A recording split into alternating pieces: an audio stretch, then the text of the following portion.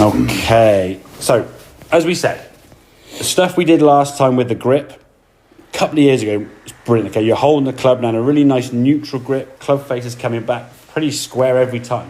The main issues we said, your low point of your swing was coming down behind the ball and hitting up. Yeah. So you either hit the ground behind the golf ball and would fat it. Yeah, quite often. Or after enough of them and you've got a frustration, I keep blowing fatting it, you just thin it. Your brain goes, this is the ground, and you're able to pull the club up a little bit and you're at the top of the ball, yeah? Obviously, with those adjustments that you're making, if you're then trying to move the club at that sort of low point as the club's striking down here, doing that at the speed you're going to swing, it's going to be very difficult. Shanks, toes, fats, thins, all of the above are going to come in, yeah? Yep, and as a result of that, the issue you had at setup, a bit too wide to me and a bit too straight with the feet. So if we watch this swing here now, make an okay rotation back there. Okay, physically, if I saw a golfer swinging there, I wouldn't say he's got any restrictions physically in terms of how far he can move. The issue is now the movement onto your, as you sort of said, front dodgy right ankle and the left foot not wanting to move so much with the knee and your foot being flared there, you're not able to move. You can almost see your foot trying to move, you see. Yes, your right foot is trying to help you move. It says, oh, I've got to open this foot up, yeah? Well, as you're doing that and as you're trying out the swing, yeah, you're not able to move because you can only move one way. You can't move the foot while shifting, yeah, because there's two things at once and then you probably end up losing balance. So as you then come back in the golf ball now, here's the impact, there's impact. You can see the hands behind the golf ball, hitting the ball on the way up, not much weight onto your right foot. And when you're finishing this thing, I'll compare the two in a second, but I want to compare impact. You'll see a very different follow-through position, okay? Whereas this one, what feels to you Charlie Chaplin, which sometimes gives the impression the feet are wider apart, usually just in the toes, the heels have actually got a bit closer, to be fair, okay? As you swung back here again now, okay? Same good backswing as you move through. Look at your strike, back a frame. There you go. Look at the strike point there with your hands where they are, yeah? Look where they are. We can clear those lines there. Look at the difference in those strike points there. Your weight now on this side is hanging backwards. On this one, we're matching things up. And look at the difference in the follow through. Yeah, your weight now finishes there. Lovely. Hey, you can get there. Now look at this one. Where's the golfer not gone? I mean, your foot's flat. You spun your feet because you know you can't really move onto it, yeah? That one there looks a great move, yeah? And that's a very, very different. I mean, if I saw that golfer there and thought, where's his weight distribution? I would say it's pretty much over his right foot. Where if you go from your right heel now, yeah? Very, very different position, yeah? So we've got to practice, train, and learn how that body's going to move right. Now, okay, is it going to move as right as maybe the greatest golfers in the world who are left-handed, like Mickelson? Probably not. No. But can we move it better? And I think that's the case. We can move it better than what you were doing before, just based on setup alone, yeah?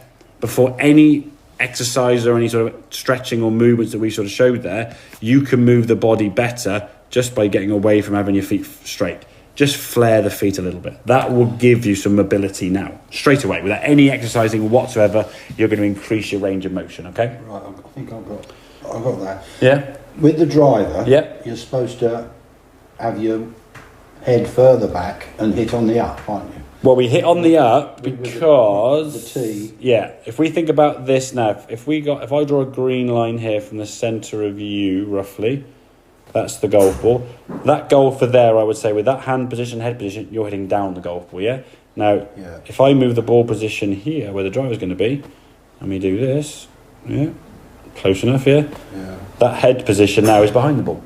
So by the changes at setup you're going to do, you're going to... I will be hitting up on it. Exactly. If I stand here now, if we use this bottle here as a reference point, if I have the top end of the club over the bottle, yeah?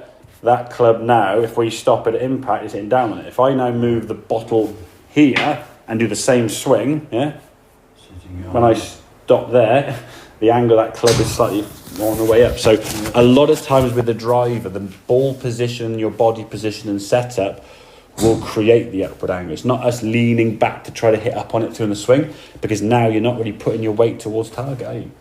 So therefore you're just going to hit it weaker. Now, we want the club to go a long way with the driver, so it's more for me set up in the positions we're going to be at address as opposed to trying to change a swing. Feet flared, that's always going to be the case. Yeah. Yeah. It's always going to be the feeling of moving the body, how you want to move it. Okay, we've always got to try and shift and move and create some momentum, but doing so in a kind of a slightly changed position. With ball, maybe driver, there's your irons or anything off the ground. Yeah. Now for chipping, you bring this trail foot inwards, so the red line now would be your back foot for chipping. So now the ball looks back in the stance, but it hasn't really changed from where it stood inside your front heel. Don't you, when you hit it, don't you position the ball forward and backward in your stance, depending on whether you've got a 9-iron or a driver? Driver would go in its own category up here. Yeah. Inside the right. Anything off the ground, I would play 3, 4, 5 inches back of the right heel. I wouldn't be moving it per club. Too many variables, in fairness. And if your stance width, I doubt you'd stand that far apart with a 9 or a pitching wedge. So you probably, if we think where that ball is now, if I can get a straight line just about up there, that ball is probably fairly centred, just lead side of centre, yeah? But if you were doing a chip shot or a short shot, I don't think your stance width would be there. So if that's your chipping sort of foot and your chipping back foot is there, well, now the ball's back in your stance, isn't it, yeah? If you went to a hybrid, okay, your foot's there and your stance was maybe here, that ball now looks further forward in your stance. So it's the perception of where the ball is based on being wider and narrower, yeah? I don't think many people, in theory, we shouldn't see many people chipping like this, and I wouldn't see many people hitting a hybrid like this, yeah? But if I'm there now, that's just left of centre, that's back, that's centre, yeah? So I think always have it as a... Yeah. The way you got to think about it, I tend to like to see people measuring ball position from where their sternum is, yeah? So if your sternum's over the ball at setup and we move off the ball slightly in your backswing, which you're going to do anyway, as you can see, we can now return back so we get the golf ball. Because this is going to be a constant in your sternum, you see, yeah? That's not going to change, but your feet width will change because you're not going to stand with your feet close together for a hybrid, and likewise, you're not going to chip with your feet wide apart like a hybrid. So your setup will adjust slightly in that regard. So does that make sense? Yeah. Excellent. Good stuff.